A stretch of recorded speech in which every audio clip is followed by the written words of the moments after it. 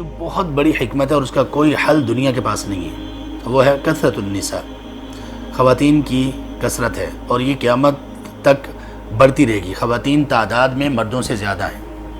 اب خواتین جب تعداد میں مردوں سے زیادہ ہیں تو سبحان اللہ، ایک سے زیادہ شادیوں کے علاوہ کون سا اور طریقہ ہے کہ جس کی وجہ سے خواتین کے اس معاملے کو ٹیکل کیا جائے؟ شادی ایک فطرت ہے، اس کی ضرورت ایک فطرت ہے انسان کے لیے۔ جس طرح انسان کا جسم کھانے اور پینے کی طلب رکھتا ہے، اسی طرح سے شادی اور زواج یہ ایک فطرتی عمل ہے۔ اس فطرت سے جب پیچھے ہٹائیں گے تو پھر خرابیاں آئیں گی، بہت زیادہ خرابیاں آئیں گی، ہر طرح کی خرابیاں آئیں گی۔ معاشرے میں حیا کا خاتمہ ہوگا، معاشرے میں برائی بڑھے گی۔ جن معاشروں میں نکاح مشکل ہو جاتا ہے، وہ پہلا ہو یا دوسرا تیسرا، وہاں پر بے حیائی، برائی اور بدکاری آسان ہو جاتی ہے، اور جہاں پر نکاح آسان ہو وہاں پر آپ کو برائیاں بدکاریاں بہت کم ملیں گی۔ تو ہم لوگوں نے مشکل بنا دیا، نکاح کو مشکل بنا دیا۔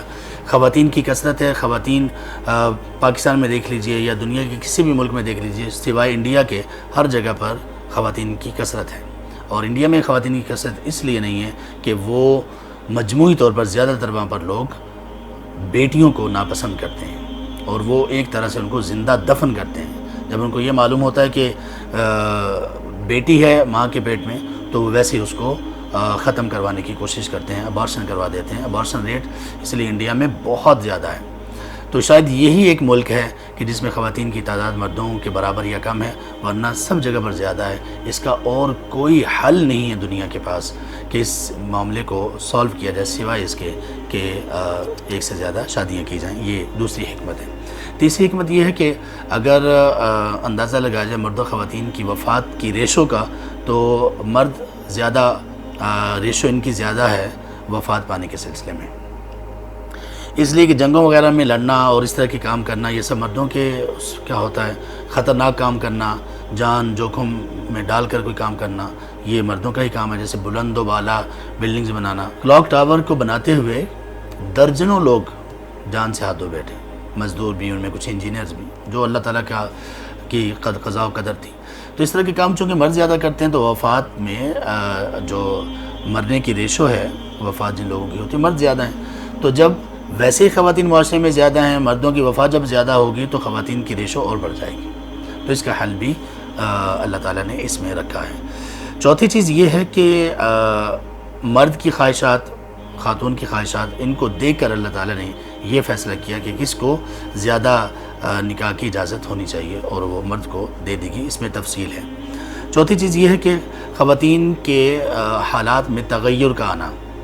تغیر کیسے آتا ہے؟ پریگننسی کی وجہ سے تغیر آتا ہے، ہم سب جانتے ہیں۔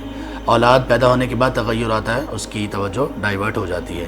جسمانی اعتبار سے بھی کئی تغیرات آتے ہیں۔ تو فطرتی طور پر پھر اس مرد کی خواہشات میں یا اس کے پسندیدگیوں میں ایک یہ بھی چیز ہوتی ہے کہ اس کو ہمیشہ سے آگے بڑھایا جائے، اور اس معاملے میں بھی جو اللہ تبارک و تعالیٰ نے حلال اور جائز جس کو رکھا ہے اس کو قبول کیا جائے۔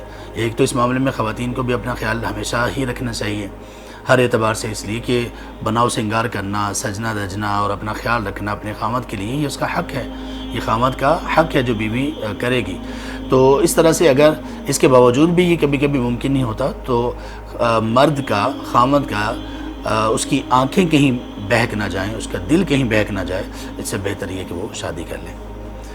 اسی طرح سے کچھ بیماریاں جو خواتین میں ہوتی ہیں، جیسے اولاد کا نہ ہونا۔ کتنے ایسے جوڑے ہیں کہ اولاد نہیں ہے، دونوں کی رپورٹس، دونوں کے ٹیسٹ بالکل کلیئر ہیں، کوئی ایسا ایشو نہیں ہے، لیکن پھر بھی اللہ کی طرف سے اولاد نہیں ہے۔